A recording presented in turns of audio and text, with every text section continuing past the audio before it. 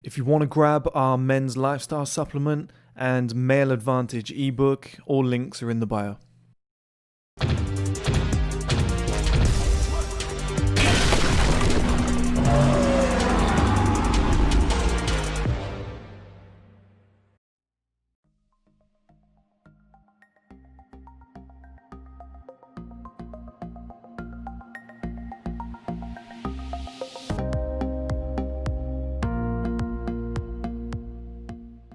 One word answer. Is modern life making us uglier? Yes. Modern society has made life easier, but it may be affecting the way we look. We visited orthotropic specialist Dr Michael Mew to ask, is modern life making us uglier? I think that's so true that it's difficult to really grasp the whole thing properly. We are anything but normal. Wearing clothes, washing your hair, brushing your teeth, all the food we have and the availability of food that we have is not normal. We suffer from the comforts that were created for ourselves. I don't think we can get rid of all the creature comforts we've created. We've created them to make life easier. We live longer than we did. We have a more fulfilling, rewarding lives than we did. We get more done, and yet it's killing us.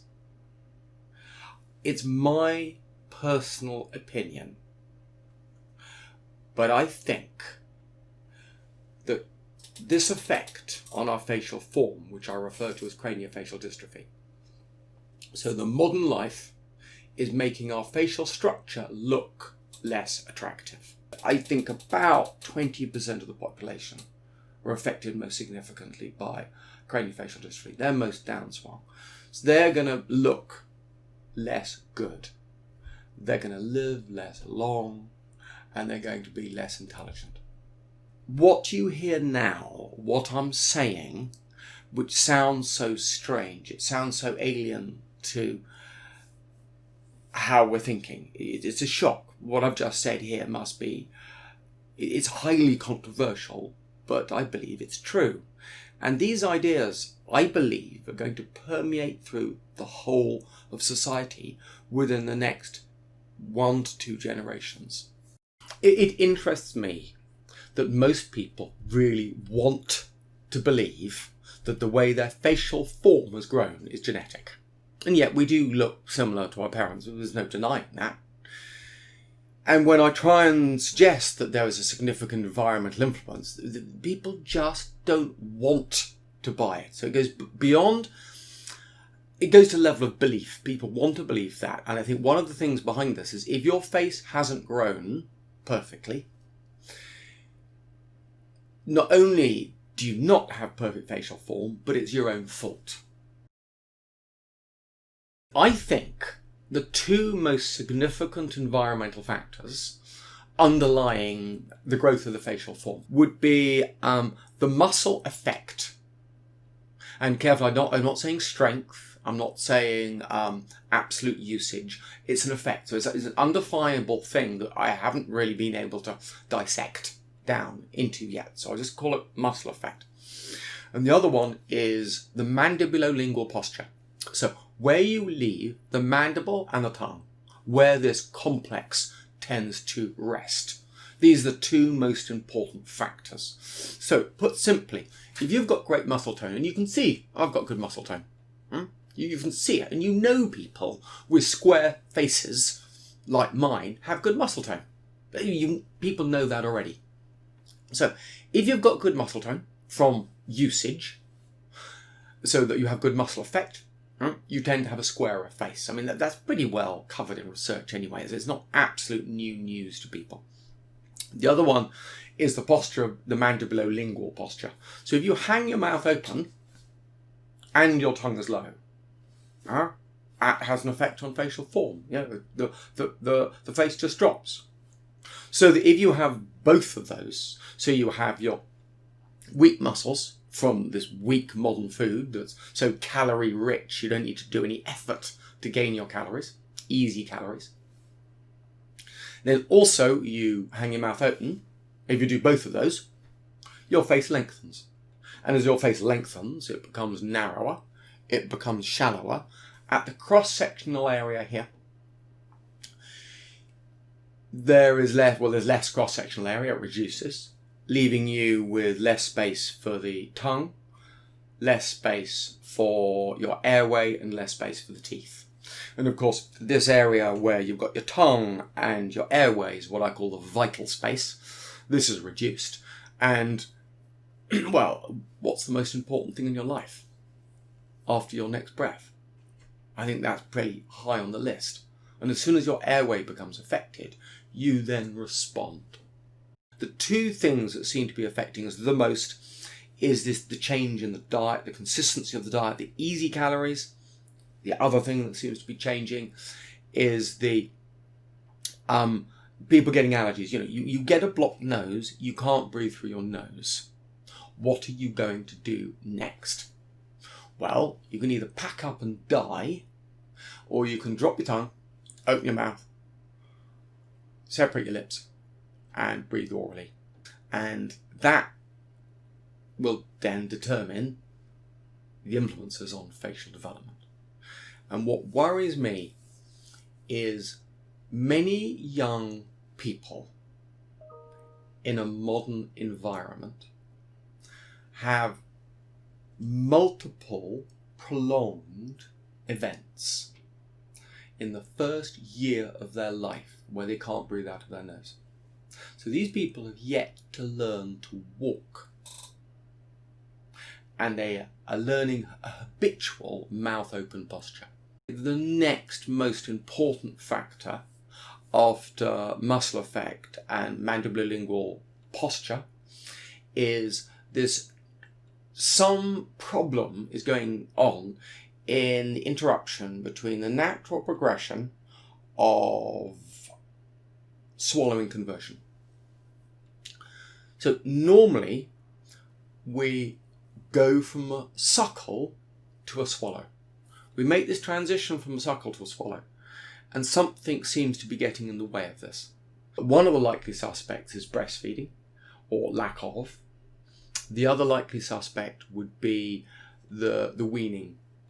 Solid food would have been given from about, I would say, as early as about 6 months. When an infant can reach out and grab something, it would then put something in its mouth. And I don't think that's changed. So from about 6 months old, you're going to try and feed baby some solid things. But now we would feed a purified version to baby. There were a lack of blenders 10,000 years ago. Whereas now we're introducing this very purified food. We're introducing it, you feed baby doesn't even pick the stuff up themselves. And you don't need to change from a suckle to a swallow with the type of food we're giving. You can suckle baby with baby foods designed to be suckled. Do I think that different diets such as vegetarian and veganism are going to have an effect? It's difficult to say, because if you're going to have a raw food diet, yes, I think that would be fantastic, because you're going to go through tough food all the time. But if you take exactly the same diet and you boil it hard, no, it's going to be different. They've done some interesting study with rats where they've given one rat hard chow, and they've given the other rat exactly the same chow that's been soaked in water overnight. So it's exactly the same food they're getting, exactly the same nutrients, and yet one grows with a very different craniofacial structure to the other one. So it's not so much the elements in the food, it's the toughness of the food. Technology seems to have had an interesting influence on how our faces are growing. As I mentioned, soft diets, as I mentioned, allergies, as I mentioned, change in swallowing patterns. Those are clearly having an effect, and that's related to technology. The other thing in technology is, of course, how people are holding their phones. Because I think that's where we've gone from looking at television, which wasn't so good, to looking at desktop computers that was getting worse, to looking at tablets and phones. And this really seems to be a slide down in sort of in body posture. It's making our body posture worse. When we talk about the craniofacial complex, we talk about the cranium and the face, but craniofacial, because it's focusing on the face, is this sort of this section here, right, that's bolted on to the front of the skull. You've got the sort of the skull plates at the back. You've got the sphenoid bone that's the centre of the skull, which is the bottom front of the brain case. And then you've got this area bolted onto the front. And of course, this area, really, you've got your maxilla and you've got your mandible. And these two bones, the maxilla, with my fingers are the teeth, the mandible, my fingers are the lower jaw teeth. These are your face. You know, the top edge of your maxilla is up here. I mean, it's going into the zygomatic process as you go sideways here, but let's just call it the maxilla, because the zygomatic process supports the maxilla supports the zygomatic process. So this is your maxilla. I think beauty is in the maxilla. Give someone a good maxilla and they've got a great looking face. If you've got your mandible and maxilla, you remember the mandible it hinges. You know, the jawbone just opens and closes. If the maxilla's further up and further forward, the mandible will just close further. It's like a door. If you take the stop out of a door, you can get a door to overclose. So if you take the maxilla and you move it up and further, the mandible will just swing further round. So the mandible, in a way, is slave to maxilla. People with good jaws, their maxillas are further and forward. So the mandible can close further. And people who've chinless, well, the maxilla's down and back.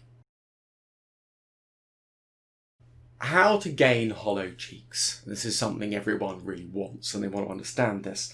And it's important to understand, go back to what is this area of face? What's underneath this area of face? Well, this is the buccinator muscle. So when we're born, we suckle. And our buccinator, our cheeks, we're cherubic.